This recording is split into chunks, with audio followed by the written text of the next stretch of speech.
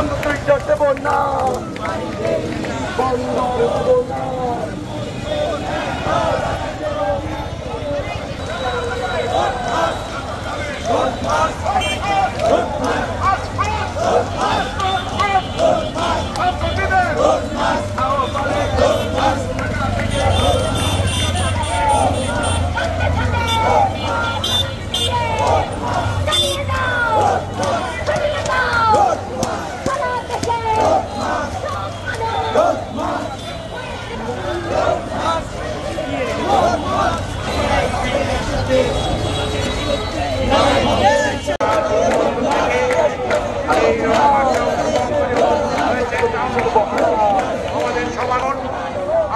আমাদের সংগঠন রতন প্রণয়কে মঞ্চে একটি আসন গ্রহণ করা।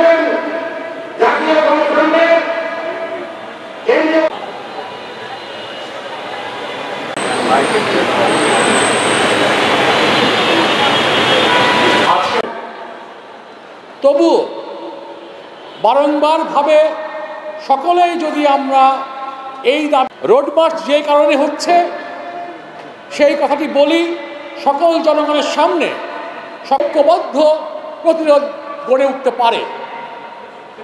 খুবই আওয়ামী সরকার পলায়ন করেছে, যেই জনস্বার্থ বিরোধী যে সকল কাজগুলো পালাতে বাধ্য হয়েছে, সেরকম কোনো ব্যবস্থা জনগণের জনস্বার্থের বিপক্ষের কোনো ব্যবস্থা চাই না বলেই আজকে বন্ধ রক্ষার জন্য রোড মার্চ বলেই চাচ্ছি না বলেই বাংলাদেশের জনগণ চাচ্ছে না বলেই এই রোড মার্চ চলছে। এবং এই রোড মার্চ জাতীয় সম্পদ রোড মার্চ পূর্ববর্তী আন্দোলনের সময় আপনারা জানেন বাংলাদেশে বিভিন্ন রক্ষা করবার জন্যে জাতীয় কমিটির উদ্যোগে, দেশপ্রেমিক জনগণের উদ্যোগে, বামপন্থী দলগুলোর জন্য দেশপ্রেমিক জনগণ বারংবার একতাবদ্ধ হয় রোড মার্চ করছি। বন্ধুগণ, বিগত ফ্যাসিস্ট সরকার আমলে যে গভর্নমেন্ট হয়তো আপনাদের সদিচ্ছা থাকলে আরো সৎভাবে প্রকাশ্যভাবে আপনারা করতে পারবেন, জনগণের সঙ্গে কথা হবে, জনগণকে আর কোনো ফ্যাসিবাদী কোনো শক্তির মুখোমুখি যদি না হতে হয়, এরকম কোনো ব্যবস্থার মুখোমুখি যদি না হতে হয় রাখতে হবে। বন্ধুগণ, এই রোড মার্চ বন্ধ রক্ষার জন্য সম্পূর্ণরূপে দিতে হবে। এখানে আমরা দেখেছি বিগত দিনেও বিদেশি লুণ্ঠনকারী লুটেরারা বর্গীরা বারবার হবে। আজকে ডিপি ওয়ার্ল্ডের মধ্য দিয়ে লুট হবে, আজকে জনগণ এই রোড মার্চের সঙ্গে যুক্ত থাকবেন।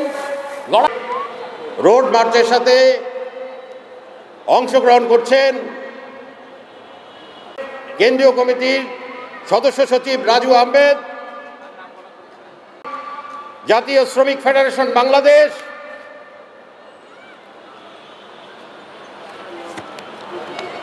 এ পর্যায়ে বক্তব্য রাখবেন সোশ্যালিস্ট পার্টির কেন্দ্রীয় কমিটির সাধারণ সম্পাদক, সমাপনী বক্তব্য রাখবেন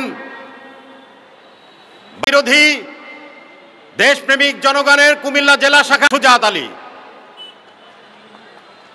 এক সংগ্রামী জনগণ, আমাদের মনে রাখা রোড মার্চ করছি, নিশ্চয় এতক্ষণে আপনার কানে পানি গিয়েছে যাওয়ার কথা। বলতে চাই, আগামীকাল চট্টগ্রামে আমাদের রোড মার্চের সমাপ্তি হবে, আমরা আরো বড় ধরনের কর্মসূচি দেব।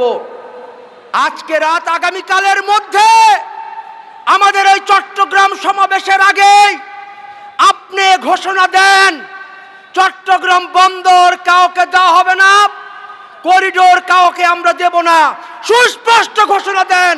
তা না হলে কিন্তু অতীতে যারা ছিল তারা ঠেলা সামলাইছে, সেই ঠেলা আপনাকেও সামলাইতে হবে।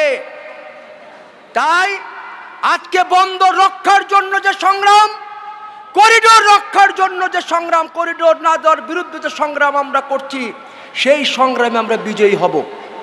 কারণ এদেশের সাধারণ মানুষ আমাদের সাথে আছে।